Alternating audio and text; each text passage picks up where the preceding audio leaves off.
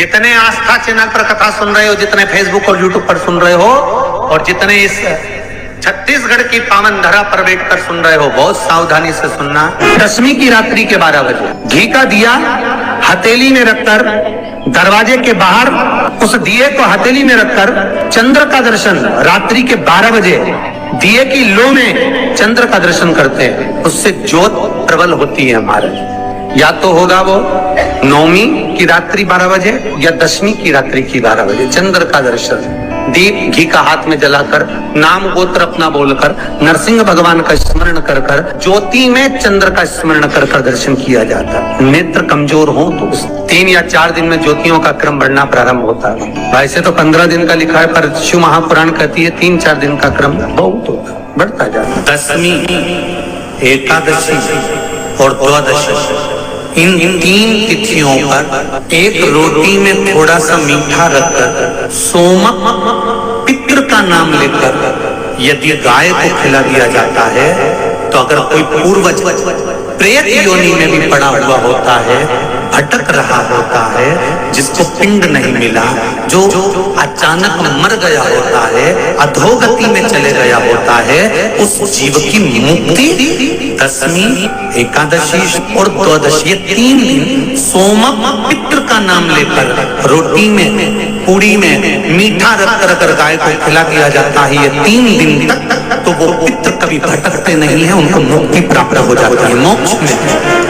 2-4 हैं, पैसा तो आ रहा है पर घर में टिक नहीं रहा, डॉक्टर में, पुलिस में, एक्सीडेंट आदि में, कहीं गलत जगह पर व्यसन में अगर पैसा जा रहा है, जुए में, मांसाहार, मदिरा पान, या कहीं आया पैसा आने में कमी नहीं, आ रहा है पर टिक नहीं रहा, रुक नहीं रहा, कोई मांगने आ गया, दे दिया, फिर वहां से अपने पास नहीं आ रहा, अपन कह रहे हैं भैया हमारा पैसा लौटा दो, नहीं आ रहा। तो महाराज शिव महापुराण की कथा कहती है, एकादशी के दिन गंगा के जल में मात्र 7 बेलपत्री डालकर, जो नंदीश्वर भगवान अर्थात जो शंकर जी के शिवलिंग के सामने नंदी होता है, उस नंदी के चरण पर गंगा का जल चढ़ाकर बेलपत्री शिव पर समर्पित कर देता है, उसके घर में रुपया रुकना चालू हो जाता है, फिर वो गलत जगह पर नहीं जाता, गलत स्थान पर वो धन जाएगा ही नहीं। एकादशी के दिन जब आप जल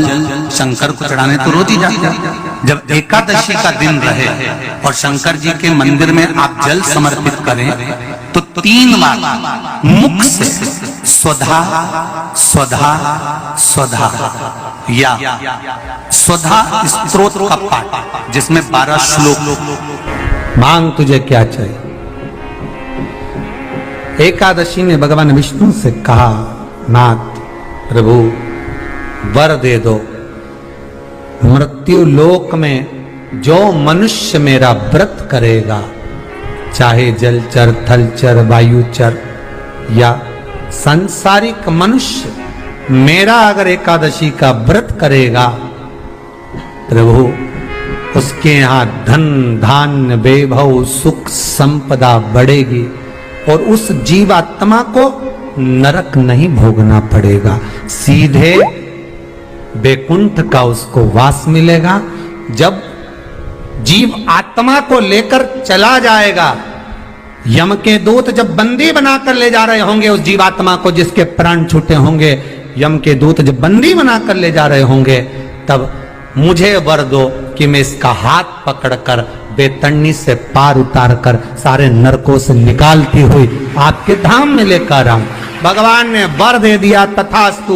हे एकादशी सुनो, मृत्यु लोक का मनुष्य अन्न का त्याग कर कर, क्योंकि अन्न में एकादशी के दिन पाप पुरुष रहता है, अन्न का त्याग कर कर एकादशी के दिन जो मनुष्य तुम्हारा व्रत धारण करेगा, उस व्रत को करेगा और उस व्रत को धारण करेगा, उसकी मनोकामना पूर्ण होकर वो मेरे ही धाम को जाएगा। ये तो हुआ एकादशी के जन्म की कथा। फैक्ट्री नहीं चल रही हो, कोई व्यापार नहीं चल रहा हो, तो एक कांच की प्याली में कपूर के 7 टुकड़े, फिटकरी के 2 टुकड़े और खड़े नमक का 1 टुकड़ा केवल उस प्याली में रख दीजिए महाराज। 15 दिन तक रखे रहने दो उसको, आपको खुद मालूम पड़ जाएगा कि व्यापार कैसे चलता है, आनंद के अनुभव होने लगे, अपने आप व्यापार दौड़ेगा अपने आप, आपका व्यापार खूब आगे। जैसे हनुमान जी कितने भाई हैं? बोलो जम के बोलो, हनुमान कितने भाई हैं? 6 भाई हैं ना हनुमान जी। तो हनुमान जी जो 6 भाई हैं, तो हनुमान जी का नंबर पहले नंबर पर है, और हनुमान जी के बाद में हनुमान जी का जो भाई है वो गतिमान, फिर रतिमान, फिर मतिमान, फिर वृत्तिमान। ऐसे हनुमान जी जो 6 भाई हैं, उसमें हनुमान जी का दूसरे नंबर का जो भाई होता है गतिमान।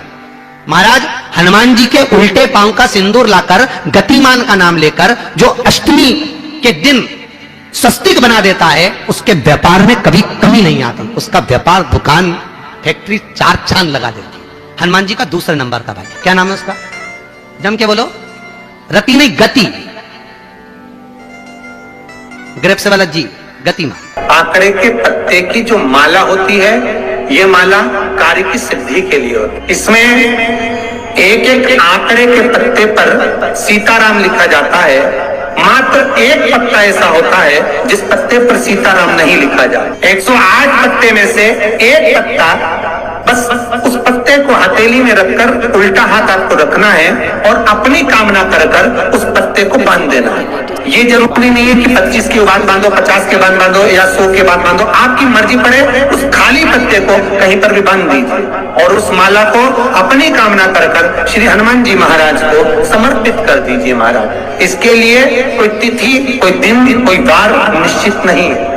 बस ये माला जब हनुमान जी को चढ़ जाए, तब एक घी का और एक तेल का दिया हनुमान जी के सम्मुख में लंबी बाती का लगा देना महाराज, और अपनी कामना कर कर आप आ जाइए। आपकी वो कामना 2.5 महीना या 3 महीना, इससे ज्यादा नहीं जाएगा, वो कामना बाबा पूरी करेगा। क्योंकि शिव और हनुमान ये सब एक ही स्वरूप है। स्कंद पुराण कह रही है कि एक चक्षु जो नारियल होता है, उसको, उस नारियल को एक बेलपत्री के साथ में महाराज अंदर तिजोरी में या अलमारी में, या आपकी जहां बरकत होती है, दुकान का जहां व्यापार व्यवसाय चलता है, अलमारी होती है या गुल्लक होती है या तिजोरी होती है या अलमारी होती है, उसमें उसको रख दिया जाता है। दूसरा दिन उसको निकाल लो, और निकालने के बाद उसको पूरे घर में घुमाने के बाद में श्री गणेश जी के मंदिर में, जो भी तुम्हारे घर में, तुम्हारे गांव में, तुम्हारे नगर में जो गणेश जी का मंदिर हो, उस मंदिर में ले जाकर उसको रखी आइए।